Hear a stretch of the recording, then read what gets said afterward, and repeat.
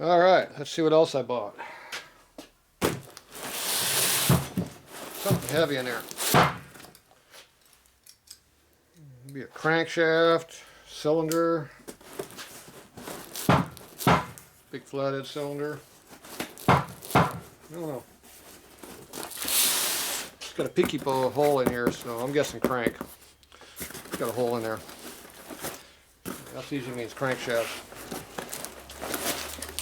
Says handle with care. Don't drop it on your table. Appears that we have a hole happening over here also. It's a good thing they put a caution sticker right where the hole is so we know where it's at. There you go.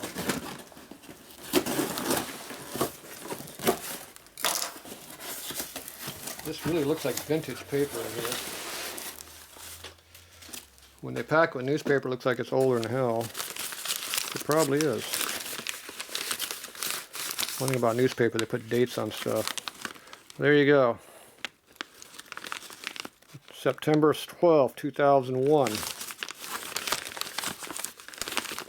You get shortening for $15. Oh, look at, they got engaged. Do you think they're divorced by now? Oh, this is good and fun. I got ads and everything. Powerhouse steak, 16 ounce here, $10. Yeah, it'd be like $100 these days. Alright. Ooh, look at that. It looks like it's been in that box for a lot of years. That is a rusty S&S crankshaft in there. Maybe that's the way it was making noise. This was not packed adequately. Oh, there's even pistons in here to get damaged. Ooh, these are for S&S heads. Yuck. Evo heads.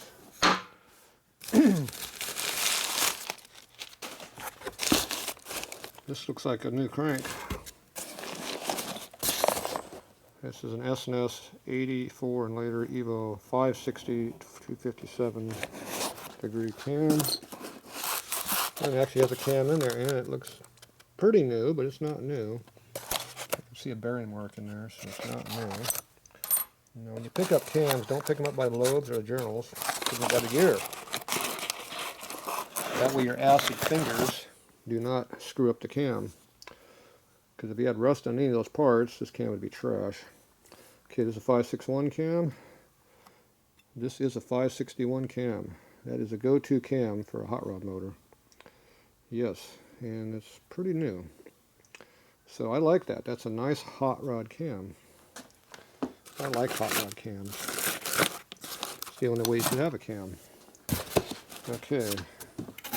I put the lobe in the wrong spot. Yep.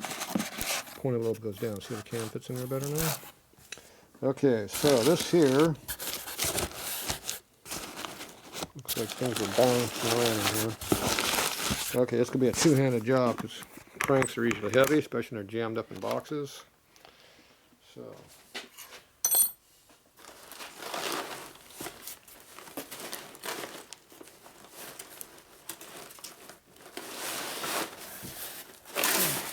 don't trust zip ties.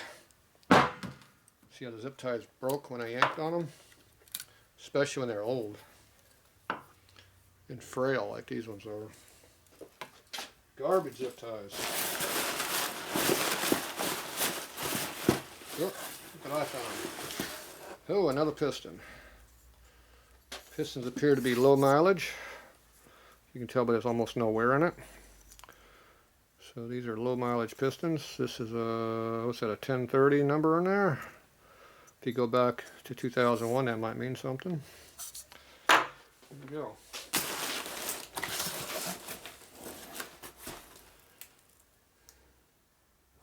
That's a new label.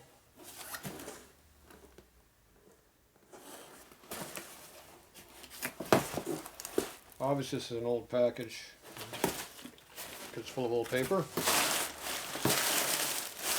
But they put a new label on top. Alright. So I can't tell how old this crank is. Feels like it's new. Pretty tight. So you take your rod and you go back and forth up in here. Take the weight off, it helps. You can hear it? It's got clearance but not much. This thin one's got more. It'll have at least double. It's nice and free, so it's not bound up. The pinion shaft looks pretty new, but not quite brand new. This motor has been together. It matches the cam. It's got very low mileage on it. So you can see how it's got a little bit of wear mark here where it was in a bushing. You can see there's kind of a track for a bearing, but not really. See the acid etch right there? That's bad. That's enough to make a crank bad if you care about high mileage. It will start pitting right there. That's bad. Yeah, that's basically a bad shaft. In 10,000 miles, that'll probably be pitting. But for me, I'll never get 10,000 miles of anything I own. It'll be broken way before then. Alright. Nice crank. S&S. What's the code on it? These numbers don't matter. It says here, right? It's a 6SL. So you have to go in your comic book. That'd be your S&S catalog. And it'll tell you what that is. Number 6 is probably 4.5 inch maybe. Might be 4 5/8. Not sure. It looks pretty short. So if you measure this between center line to center line and multiply by 2, you get the stroke.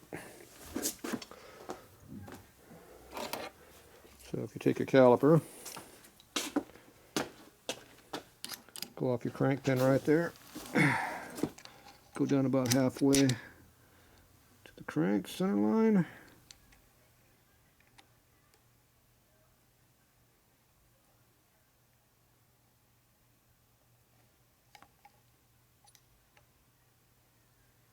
Close to that.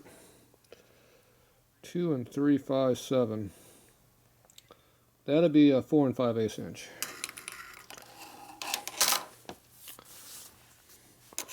Not quite 3/4. So see, 2.5 would be 4.5 inch stroke, so it's a little extra. So it's 4.7, but that's not a number. So I'm guessing this is going to be a 5/8 stroke.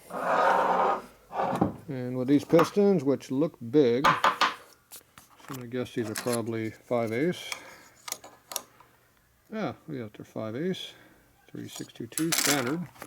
So this is a 96 cubic inch Evo kit with S&S heads and a nice strong running cam.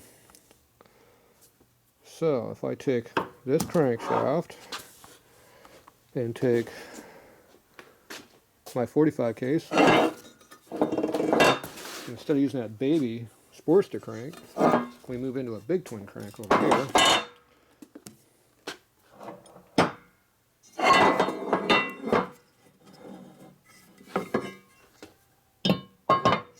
Look at that. It almost bolts in. Look at that. No.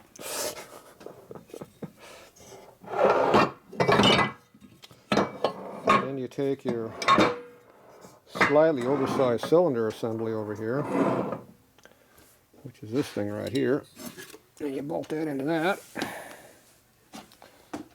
Easier said than done with one hand. Like that, except you have to come up a little bit. And do a little bit of offset boring. There, you got yourself a nice big motor. There you go. So 4 5/8 inch with a 4.43 bore gives you 142 cubic inches. There you go.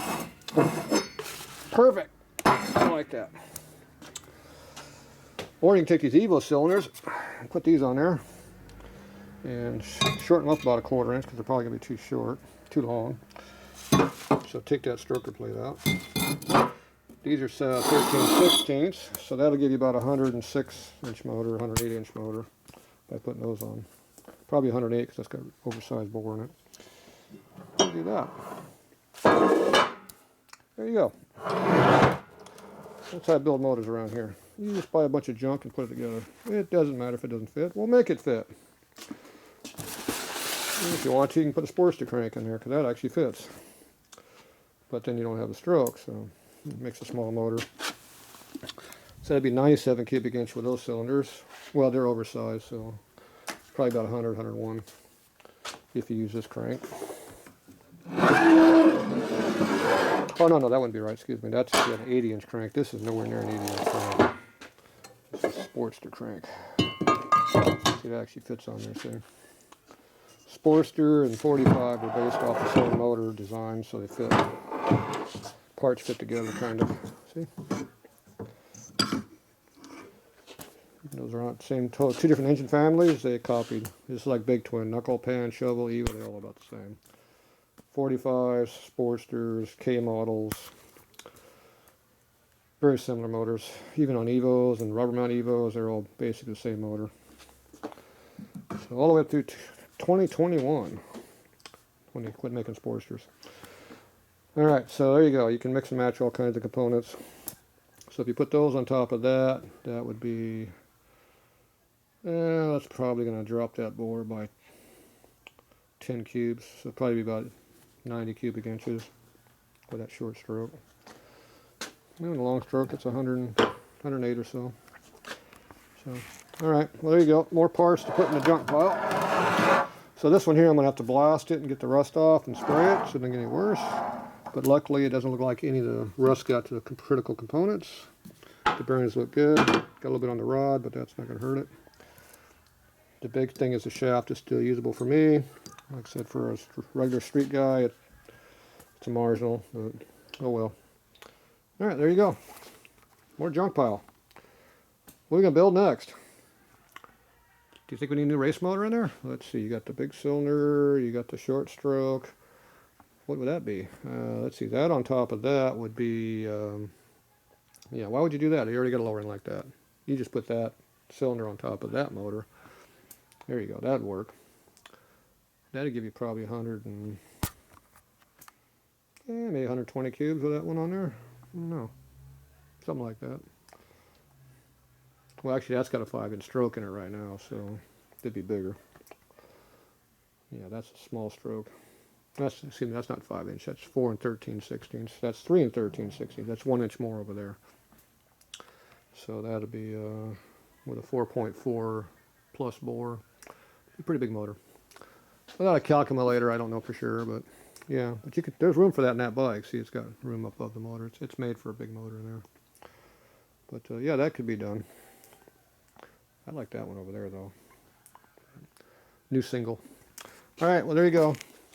Tatro's junk pile. And if I keep buying more junk, I won't be able to walk in my shop anymore. The aisles are getting thick. I'm getting narrowed up here. I need to quit buying junk. Nah, not gonna happen. All right, that's it for now.